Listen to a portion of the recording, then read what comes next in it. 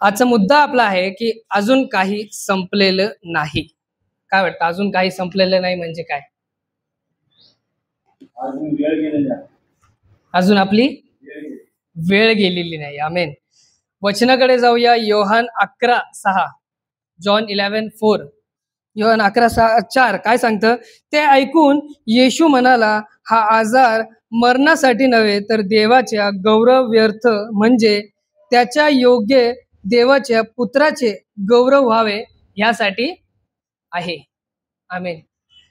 जेव्हा जेव्हा आपल्याला वाटतं की आता संपलं, म्हणजे आपल्या आयुष्यामध्ये चढणारे जे काही उतार चढाव आपल्या जीवनामध्ये होत असतात, एक पॉइंट येतो की आपण सैतानाला त्याला डायरेक्ट जास्त अटॅचमेंट आपली देवापेक्षा सैतानाशी जास्त होतोय. आणि मग आपल्याला असं वाटतं की आपण कधी त्या गोष्टीतून बाहेर निघणार नाही, है ना? त्या गोष्टीतून आपण कधी बाहेर निघणार नाही. मग आपल्याला असं वाटतं की आता आपलं संपलं, आता आपलं आयुष्य जे आहे ते संपलं. पण परमेश्वर काय सांगतो की नाही, तू थांब, तू बघ मी काय करणार आहे. आमेन. पहिला मुद्दा आपला आहे, उशीर म्हणजे नकार नाही. जेव्हा तुमच्या जीवनामध्ये काही गोष्टींसाठी उशीर होत असेल, तुम्ही काही गोष्टी चांगल्या करत असेल, देवाच्या राज्यासाठी झटपट करत असेल, पण तरी त्या गोष्टीमध्ये काही विलंबन लागत असेल, काही उशीर होत असेल, पण ती एक मोठ्या चमत्कारासाठी होती. आमेन. आम्ही जेव्हा आमचा पेज सुरू केलता मेरे शिफा मिनिस्ट्रीचं युट्यूबवरती, तेव्हा आम्ही विचार नाही केला होता की आता ही गोष्ट कशी होणार, कसं वाढणार, कसं देवापर्यंत वचने जाणार, कसं देवापर्यंत गाणे जाणार, लोकांपर्यंत देवाचे गाणे जाणार. पण आम्ही प्रयत्न करत राहिलो. आम्हाला या गोष्टीमध्ये 1 वर्ष लागला, जेणेकरून आमची काहीतरी त्या प्लॅटफॉर्मवरती एक ओळख झाली. कशी झाली? आम्ही थांबलो.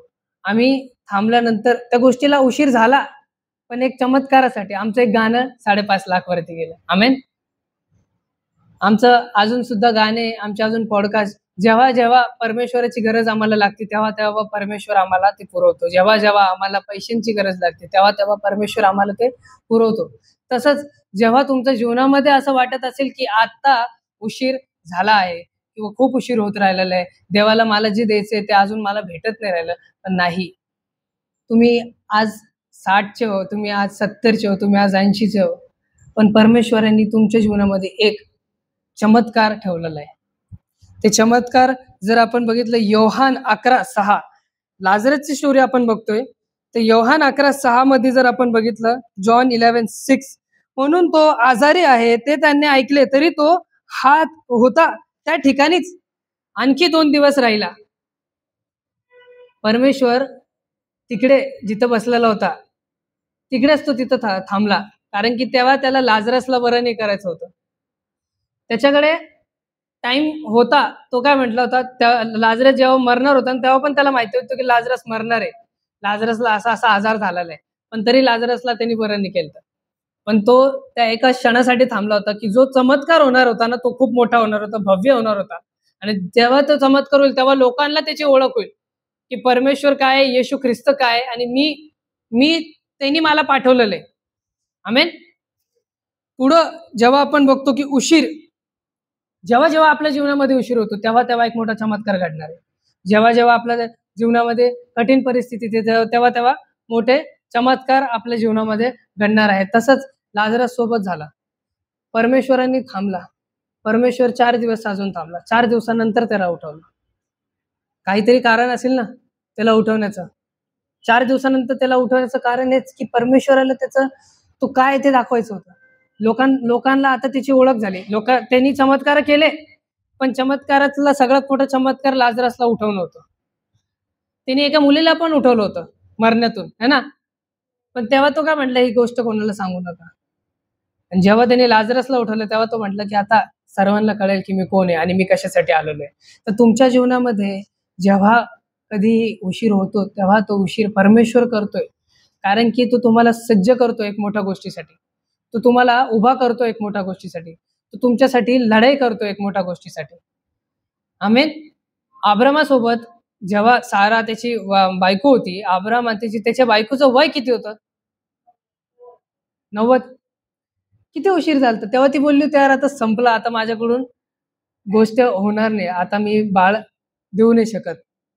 पण त्यांनी प्रार्थना केली, परमेश्वर आला, परमेश्वर तिथं बोलला, तेव्हा काय म्हणे की तुला पुत्र होईल, आणि तो झाला. उशीर झाला, ते स्वतःवरतीच हसत होते. अब्राहम स्वतः म्हणत होता, अरे कसं शक्य आहे की मला एखादा मुलगा होईल किंवा एखादा पुत्र होणार आहे, होऊच नाही शकत, तिचं वय 90 आहे. तो म्हणे नाही, त्याच्यावरून माझं राज्य घडणार आहे, आणि ते झालं. तसाच उशीर होऊ द्या प्रियांनो.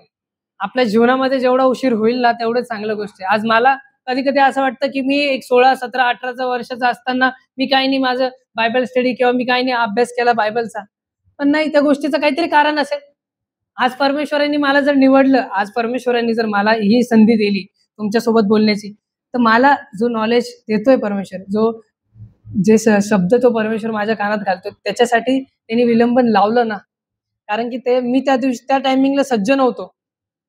त्यांनी माझा परीक्षा बघितली, त्यांनी माझे सगळ्या गोष्टी बघितली, मी किती पापातून गेलो, मी किती गोष्टीतून गेलो, आणि आज परमेश्वरांनी मला कुठं उभं केलं.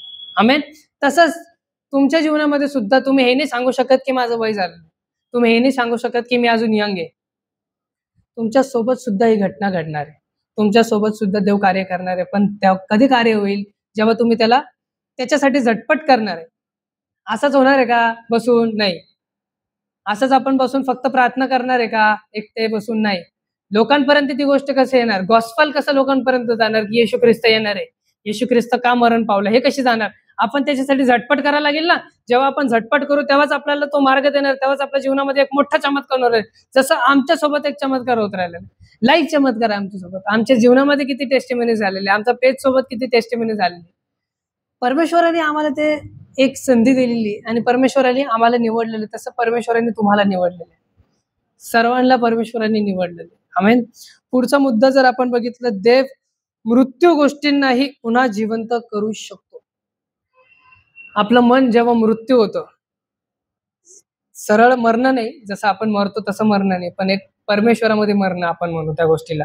जेव्हा आपण परमेश्वरामध्ये मरतो तेव्हा त्या गोष्टीमध्ये सुद्धा जर आपण त्याला हाक मारली तो आपल्याला उचलू शकतो, तेव्हा सुद्धा परमेश्वर आपल्याला उचलू शकतो. योहान 11:43 आणि 44 वचन काय सांगतं बघूया. जॉन 11:44 आणि 43-44.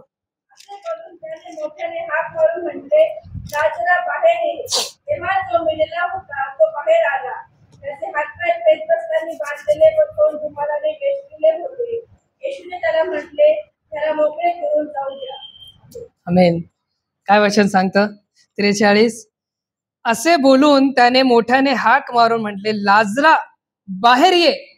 तेव्हा जो मेलेला होता तो बाहेर आला, त्याचे हातपाय प्रेतवस्त्रांनी बांधलेले व तोंड रुमालाने वेष्टिलेले होते.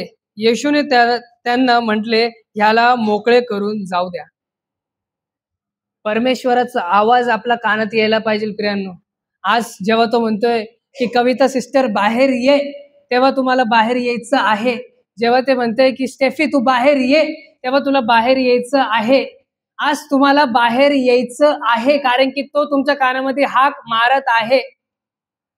तुमचे स्वप्न, तुमचं कुटुंब जेव्हा मृत्यू झालेले, तुमच्या घरी जेव्हा अडचणी चालू आहे, तुमच्या जीवनामध्ये जेव्हा कठीण परिस्थिती चालू आहे, जेव्हा तुम्ही मृत झालेले आहात. सहज मृत म्हणजे आपण आत्म्याने मेलेलो आहोत. आपलं शरीर तर चालतंय, आपलं डोकं तर आहे, आपले डोळे तर आहे, आपलं तोंड तर आहे, पण जेव्हा आपली आत्मा मरते तेव्हा त्या आत्म्याला उचलण्याचं काम येशू करतो. आमेन. तो आवाज देतोय ना, ते चमत्कार तुमच्या जीवनामध्ये होणार आहे. आज तुमच्या परिस्थिती किती कठीण असू द्या, आज तुमच्या जीवनामध्ये किती परिस्थिती खराब असू द्या, आज तुम्ही कोणता व्यसनात ग्रस्त असू द्या, आज तुम्ही कोणता पापात ग्रस्त असू द्या, पण जेव्हा तो तुम्हाला आवाज देणार आहे तेव्हा तुम्ही त्याचं ऐकणार आहे. आमेन. आज या क्षणी जेव्हा आपण या चर्चमधून बाहेर जाऊ तेव्हा आपल्याला तो आवाज येईल, तेव्हा आपलं जीवन बदलणार. आज ह्या चर्चमध्ये लोक कमी आहे, पण हा आवाज लोकांपर्यंत जाणार आहे. आज लोकांना परमेश्वराचा आवाज येणार आहे की बाबा तू माझा चर्चमध्ये काय नाही आला, तू शाबताला काय नाही आला. आज मंडळी कमी प्रियांनो, पण मंडळी मजबूत आहे. आपण खूप कमी लोक आहोत, पण खूप मजबूत आहोत. आपल्याला ते जाणून घ्यायचंय, त्याचा आवाज ऐकायचा आहे. परमेश्वर आपल्याला हाक मारतोय की बेटा तू ये माझ्याकडे, उठ, आज्ञा करतोय, आपण ते आज्ञा ऐकायला पाहिजे, ती मानायला पाहिजे. किती परिस्थिती आपली कठीण असो, किती काही गोष्टीमधून आपण जात असो, जेव्हा तो आवाज देतो तेव्हा तो आपल्याला ऐकायचंय.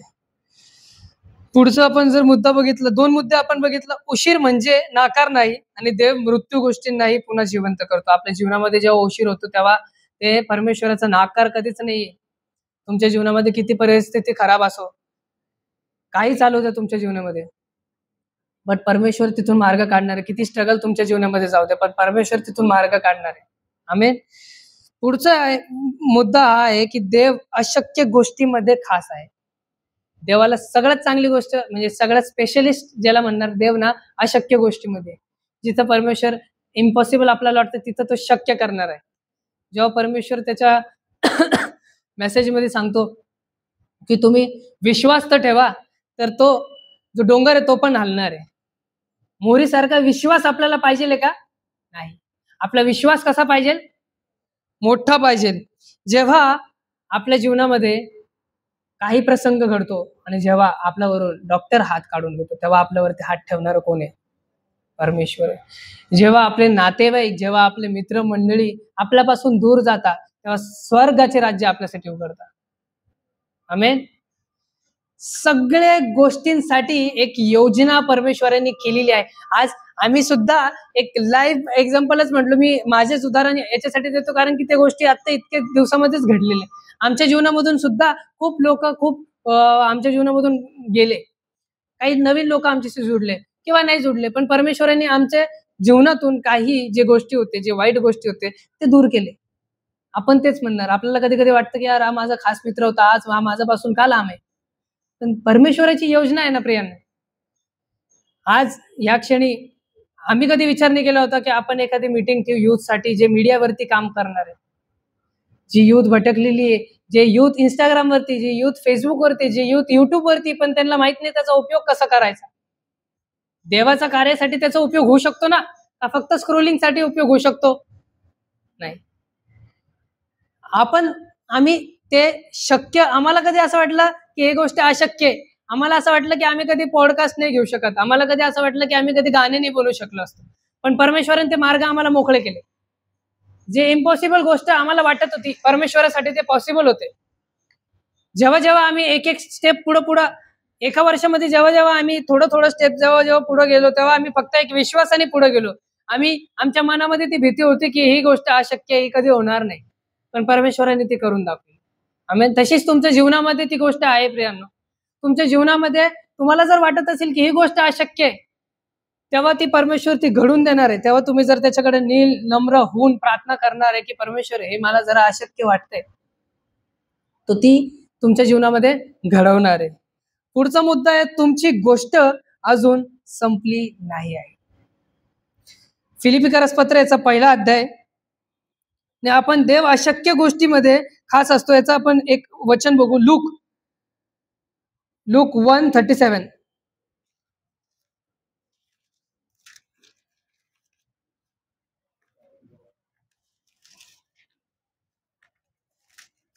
काय सांगता? 1:37.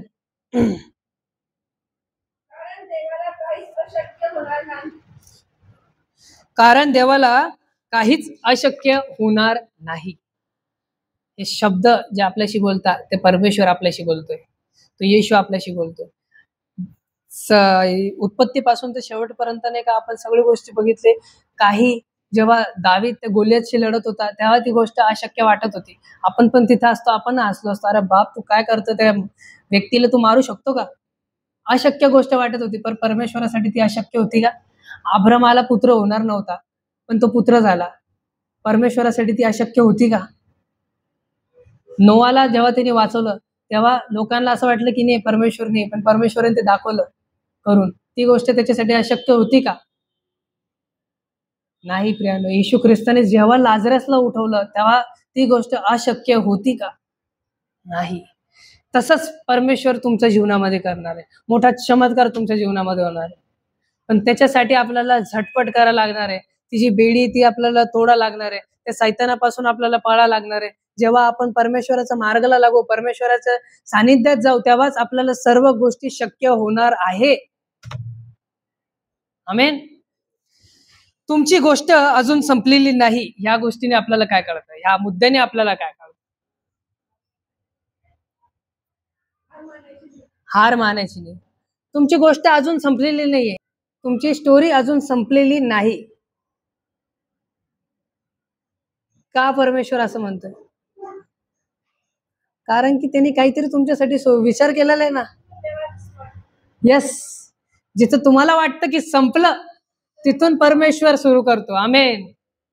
हे समजणं किती महत्वाचं आहे प्रियांनो, की जिथून आपल्याला वाटतं की आता संपलं, तेव्हा त्या दिवशी तुम्ही या नील नम्र व्हा, प्रार्थना करा, तिथून तुमची नवीन सुरुवात होणार आहे. आज माझ्या जीवनामध्ये माझी नवीन सुरुवात झालेली आहे. आज तशीच तुमच्या जीवनामध्ये नवीन सुरुवात झालेली आहे. आज सर्वांच्या एकेकांच्या जीवनामध्ये नवीन सुरुवात झालेली आहे. आज जेव्हा आपला श्वास चालू आहे, तेव्हा देवाचं कार्य चालू आहे. आपल्या जेव्हा श्वास आहे ना, तेव्हा देवाचं कार्य आहे. आणि जेव्हा परमेश्वराने आपल्या मुखामध्ये जेव्हा श्वास ठेवलेला आहे, कारण की आपल्याला काम करायचं त्याच्यासाठी. आमेन. जेव्हा आपण बघतो फिलिपिकरास पत्र आहे, याचा पहिला अध्याय 6वं वचन काय सांगतं बघूया. फिलिपिकरास पत्र याचा 6वा पहिला अध्याय 6वं वचन.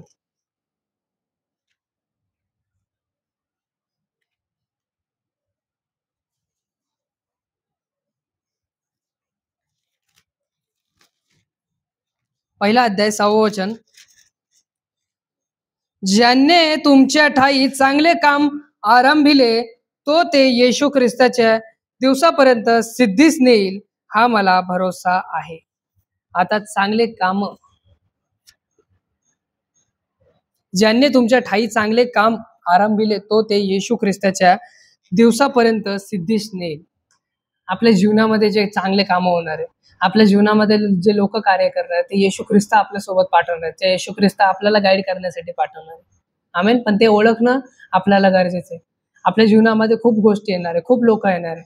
आज आमच्या जेव्हा आम्ही असं आता युट्यूबवरती जेव्हा आम्ही वाढतोय, जेव्हा लोक ओळखायला लागलेले, खूप लोक जोडायचा प्रयत्न करताय, पण आता त्याच्यातून किती वाईट आहे किती चांगले आहे ते ओळखायचं काम कोणाचं? आपलं. पण ते ओळखताना सुद्धा पवित्र आत्मा आपल्याला सहाय्य करतो. पवित्र आत्मा आम्हाला सहाय्य करतो की नाही, हा थोडासा चुकीचा वाटतोय, नको याच्या मागे नको जाऊ, हा थोडासा चांगला वाटतोय. तसंच तुमच्या जीवनामध्ये परमेश्वर कार्य करतोय. परमेश्वर तुमच्या जीवनामध्ये नवीन नवीन कार्य करणार, तुमच्या जीवनामध्ये लोक असे आणणार आहे की ज्याच्यामुळे तुमचा उद्धार होईल, असे लोक आणणार आहे की ज्याच्यामुळे तुम्ही देवाला जास्त ओळखू शकता.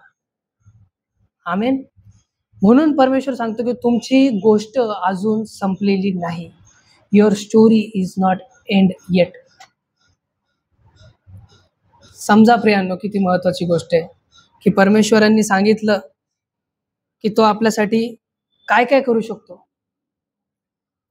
तो फक्त म्हणतो की तुम्ही प्रयत्न करा. जेव्हा तुम्ही प्रयत्न करणार, तेव्हाच तर तो तुमची गोष्ट पूर्ण करणार आहे ना. आपण प्रयत्नच नाही करत, आपण चर्चमध्ये येण्याचा निर्णयच नाही करत, आपण चर्चमध्ये लवकर येण्याचा निर्णय नाही करत, आपण परमेश्वराचं वचन ऐकण्याचा निर्णय नाही करत. आपण आज भटकलोय प्रियांनो. आज परमेश्वर आपल्याला हाक मारतोय की उठ, बाहेर ये. काय करतोय ते 4 दिवस त्या गुफेमध्ये बसून? तसं परमेश्वर आपल्याला हाक मारतोय, उठ, बाहेर ये. काय त्या सैतानाच्या गुफेत बसलेला आहे?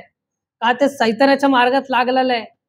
जेव्हा कधी तो तुम्हाला आवाज येईल ना, तेव्हा असं नको होऊ देऊ की खूप वेळ झाली आणि मला आवाज 100 वेळेस आले पण मी ते ऐकली नाही. आवाज आपल्याला ऐकू येतो, पण आपल्याला आपल्या कानावरती आपण पडदा लावून ठेवतो. आपल्याला म्हणतो परमेश्वर प्रार्थना कर, आपण प्रार्थना नाही करत. परमेश्वर म्हणतो गाणं काय, आपण लाजतो. आपण सर्व गोष्टीमध्ये नाही नाही नाही नाही परमेश्वराला म्हणतो. आणि जेव्हा तो येईल ना, तेव्हा मग तुम्ही म्हणणार की अरे आता आम्ही ऐकतोय ना, आम्हाला विचार. तेव्हा तो नाही म्हणणार. वेळ निघून जाण्याचा वेळ करू नका प्रियांनो. आज तुमच्या जीवनामध्ये जे पाप असेल, त्या पापांना, त्या दुष्ट आत्म्यांना आज बाहेर काढा. ही वेळ, ही संधी परमेश्वराने आपल्याला दिलेली आहे. ही वेळ, ही संधी पुन्हा नाही येणार आहे. हे वचन पुन्हा नाही मी सांगणार आहे. हे वचन आज तुम्हाला तुमच्या मनात टाकायचंय. आपण फक्त इथं एक लेक्चर ऐकायला येत नाही, परमेश्वराचे शब्द ऐकायला येतो. आपण इथं स्टडी करायला येत नाही, परमेश्वराशी बोलायला येतो. परमेश्वराशी जेव्हा आपण बोलू तेव्हा आपल्याला आपला वेळ कळणार आहे आणि तेव्हा आपल्याला त्याचा आवाज ऐकणार आहे. निर्लज्जपणाने तुम्हाला पुढे यायचंय, निर्लज्ज होऊन परमेश्वराचं काम करायचंय. आमेन. काल मीटिंगला गेलो होतो. मीटिंग होती मिलिंद कॉलेजवरती. कमीत कमी 1000 पॉम्पलेट माझ्याकडे होते वाटायचे. आता म्हटलं मी एकटा कसे काय वाटू, विचार केला. जाताना प्रार्थना करून गेलो की आता तिथं मंडळी किती असेल, किती मुलं असेल, किती युथ. तिथं कमीत कमी 10,000 मुलं, 10,000 लोक होते. इतकी मोठी ती मीटिंग झाली. मी तिथे येऊन ती मीटिंग बघून परेशान झालो की आता माझ्या हातात तेवढे पॉम्पलेट तर आहे, तेव्हा मी वाटू कसे. एक प्रश्न पडला मला की यार आता मी संपल्यानंतर वाटू का मी पहिला वाटू, करू काय मी. कारण की मी थोडासा हे झालो नाही का, निर्लज्जपणा माझा मधून निघून गेला. सैतानाने मला रोखून दिलं, नाही तू हे कसं काय करू शकतो, तू कशाला वाटतो. मी म्हटलं यार नाही, काहीतरी आपल्याला मार्ग काढावा लागेल. मी प्रार्थना केली. प्रार्थना केल्यानंतर मग अजून 2 व्हॉलेंटियर, 3-4 व्हॉलेंटियर तिथं होते. ते आम्हाला मनोज नाईक पास्टर त्यांनी भेटवले. मग त्या व्हॉलेंटियर सोबत आम्ही जेवढे मंडळी होती कमीत कमी 10,000 लोकांना आम्ही ते वाटप करून टाकलं. अशक्य गोष्ट परमेश्वर शक्य करू शकतो प्रियांनो. मला वाटलं होतं आता मी एकटा कसं काय. मी मित्राला फोन केला, यार बाबा चल माझ्यासोबत, आपण दोघं तरी वाटू. नाही, तिथून त्या मुलांना प्रेरणा झाली, ते मुलं आले आणि आम्ही वाटप केले. आणि तिथून इतके युथ लोक येऊन भेटले की आम्ही दादा खरंच तुमच्या मीटिंगला येऊ. काय तुम्ही जे मीडिया मिनिस्ट्री चालू केलेली, मीडियावरती तुम्ही जे सांगताय त्याच्याबद्दल आम्ही खरंच शिकण्यास उत्सुकता आहे. म्हणजे किती मोठी देवाची योजना आहे प्रियांनो. आज जर आपण प्रार्थना करून जर त्याच्याकडे गेलो ना, आपण जर सगळं आपलं जे मनातलं जे ओझं त्याच्याकडे जर सोडलं ना, तो आपलं ओझं घेणार आहे. आपलं मन शांत करणार आहे ना, आपलं मन जेव्हा स्वच्छ करणार आहे ना, तेव्हा परमेश्वर आपल्याला भेटणार आहे. आणि तो मला भेटलाय, तो तुम्हालाही भेटणार आहे. पण कधी वेळ नका जाऊ दे. वचन सांगतं पुढचं, जे तुम्हाला हारल्यासारखं वाटतं तेच मोठी साक्ष तुमच्या जीवनामध्ये होणार आहे. आता मीच तुम्हाला उदाहरण दिलं की मला काल असं हारल्यासारखं वाटलं, पण तीच माझ्या जीवनामध्ये मोठी साक्ष झाली. आज लोक त्या दिवशी आम्ही असेच जमा करून ठेवले होते की यार आता वाटप कधी करायचे, 2000 पॉम्पलेट. तेव्हानी एक मीटिंग इथं आयोजित केली. त्या मीटिंगमध्ये एवढे लोक आले. त्या मीटिंगमध्ये जेवढे लोक आले तेवढ्यांपर्यंत तो संदेश गेला की मीटिंग आहे. जेव्हा जेव्हा आपल्याला हारल्यासारखं वाटतं ना प्रियांनो, तेव्हाच परमेश्वर आपल्याला एक मोठा चमत्कार आपल्या जीवनामध्ये घडवणार आहे. मी जेव्हा सर्वात पहिलं युट्यूब चॅनल जेव्हा चालू केलं तर एल्विन दास नावाने मी चालू केलं होतं, पण ते मला काय झालं, ते मी तिथं हारलो. मी ते बंद करून टाकलं. माझ्या जीवनामधून देव गेला, माझ्या जीवनामधून पवित्र आत्मा गेला. मी वापस माझ्या गोष्टीमध्ये लागलो, मी वापस पापाच्या मार्गात लागलो. मी सर्व गोष्टी परमेश्वराचे जे सुरू केले होते ते सोडले आणि पुन्हा त्या गोष्टीमध्ये लागलो. मला हारल्यासारखं वाटलं होतं.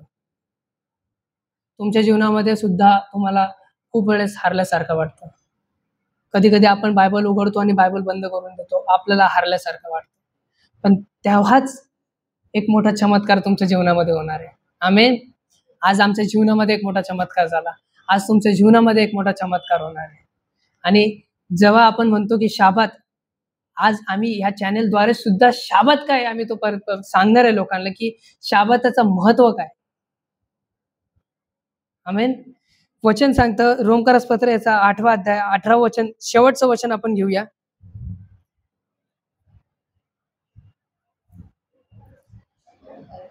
रोमकरास पत्र याचा 8वा अध्याय 18 वचन.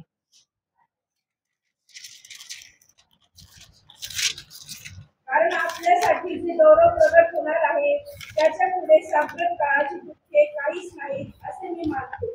आमेन. काय सुंदर वचन आहे. पण पुन्हा एकदा आपण सर्वजण एकदा वापस पुन्हा ते वचन सोबत वाचू. कारण आपल्यासाठी जे गौरव प्रगट होणार आहे त्याच्या पुढे सांप्रत काळाची दुःखे काहीच नाही असे तो मानतो. युदा तुमच्यावरती सुद्धा येशू ख्रिस्तासारखे कोडे पडू द्या, तुम्हाला सुद्धा लोकांनी त्रास देऊ द्या, पण तो त्रास त्या सार्वकालिक जीवनपेक्षा मोठा आहे का? आज या भूतलावरती ती त्रास तुम्हाला सहन करायला लागणार आहे, पण जेव्हा तुम्ही तो त्रास सहन करणार आणि परमेश्वराचं नाव घेणार तेव्हाच तुम्हाला सार्वकालिक जीवन भेटणार आहे. आमेन. आज प्रियांनो आपल्याला जाणून घ्यायचे हे 5 मुद्दे फक्त मुद्दे नव्हते. आज हे 5 मुद्दे तुमच्या जीवनामध्ये मोठं कार्य करणार आहे. तुम्हाला जेव्हा वाटतं की आपल्या जीवनामध्ये उशीर होतो तेव्हा तो नाकार नाही, तो परमेश्वर आपल्यासाठी करत आहे. परमेश्वर आपल्या जीवनामध्ये मोठं कार्य करणार आहे. देवाला तुम्हाला जे कधी वाटतं की अशक्य ते शक्य होणार आहे. जेव्हा तुम्हाला वाटतंय की आपली गोष्ट संपली आहे तेव्हा ती गोष्ट सुरू होणार आहे. जेव्हा आपल्याला असं वाटतं की आपण हारलेलो आहोत तेव्हा तिथून आपली नवीन सुरुवात होणार आहे. आज या क्षणी या शाबत दिवशी खरंच येशू ख्रिस्त परमेश्वर आपल्यामध्ये उपस्थित आहे. तो आपल्याला ऐकतोय, तो आपलं मनातलं जाणतोय, त्याला कळतंय की आपण किती इथपर्यंत आलेलो आहे, काय त्या गोष्टीमधून किंवा त्या रस्त्यावरून जसंही आपण आलो, पण त्या मागे आपण सगळे अडचणी आपले मागं सोडून, आपले सगळे कामं धंदे सोडून आपण इथे येऊन बसलेलो आहोत. आपलं मन परमेश्वर जाणतोय प्रियांनो, पण त्या मनाला तुम्हाला अजून स्थिर करावं लागणार आहे. आपल्या मनाला अजून परमेश्वराच्या अधीन करावं लागणार आहे. आपल्या मनाला दुष्ट आत्म्यापासून काढावं लागणार आहे. जेव्हा आपण दुष्ट आत्म्यामधून परमेश्वराकडे येणार तेव्हा आपल्याला आपली एक नवीन स्टोरी, एक नवीन गोष्ट सुरुवात होणार आहे. आमेन.